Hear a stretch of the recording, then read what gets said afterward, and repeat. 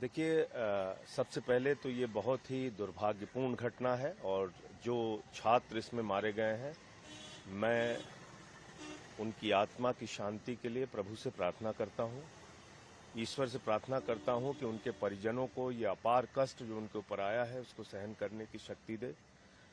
जहाँ तक इस घटना का विषय है, कई कोचिंग सेंटर अपने बेसमेंट में इलीगल तरीके से लाइब्रेरी चलाते हैं, क्लासेस चलाते हैं, जो पूरी तरह से गलत है।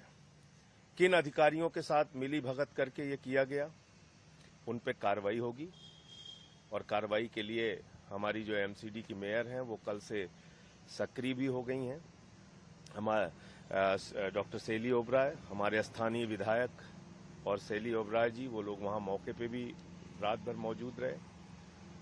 मैं एक दूसरी बात ये भी करना चाहता हूं कि जो मंत्री सौरभ भारद्वाज जी का, आतिशी जी का, गोपाल राय जी का और इमरान हुसैन का जो वीडियो सामने आया है अधिकारियों के साथ मीटिंग का, वो मीटिंग बारिश के पहले हो रही है। उस समय उन्होंने, मंत्रियों ने बार बार कहा कि डीसिल्टिंग कराइए, नाले जाम हो गए हैं, पानी भर सकता है, अभी बारिश जब शुरू होगी समस्या आ सकती है और लंबे समय से ये समस्या है। अधिकारी काम नहीं कर रहे हैं और उस पर कार्रवाई करने की जिम्मेदारी किसकी है? एलजी की है। तो मैं बीजेपी वालों से पूछना चाहता हूं कि दिल्ली के लोगों को आप सजा दे रहे हैं, उनकी जिंदगी आप नरक बनाना चाहते हैं। आपने जबरदस्ती करके सुप्रीम कोर्ट के आदेश के बावजूद आपने एक नोटिफिकेशन जारी करके, एक अध्यादेश जारी करके दिल्ली के सारे अधिकार ट्रांसफर पोस्टिंग के छीन लिए। और अब जब कार्रवाई करने की बात आती है तो एलजी के साथ मिलकर आप साजिश रच रहे हैं।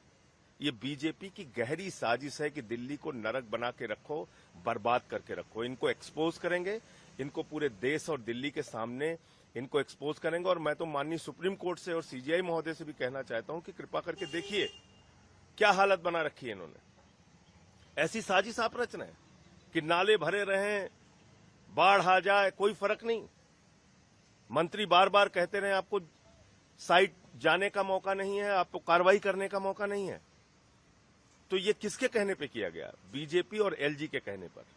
ये आपराधिक कृत्य है, इस पर कार्रवाई होनी चाहिए। संजय जी, एक छोटा सा सवाल ये कि शिकायत की गई थी कि बेसमेंट में कमर्शियल एक्टिविटी चल रही है, 1 महीने पहले ही कर दी गई थी। ये कमर्शियल एक्टिविटी एक दिन से नहीं चल रही है। कोचिंग और बेसमेंट में जो क्लासेस चल रही हैं या लाइब्रेरी चल रही है, या क्या 1 साल से चल रही है जब से बीजेपी गई है और आम आदमी पार्टी आई है। 15 साल तो बीजेपी थी यहाँ पे, आज एक दिन से तो नहीं चल रही है।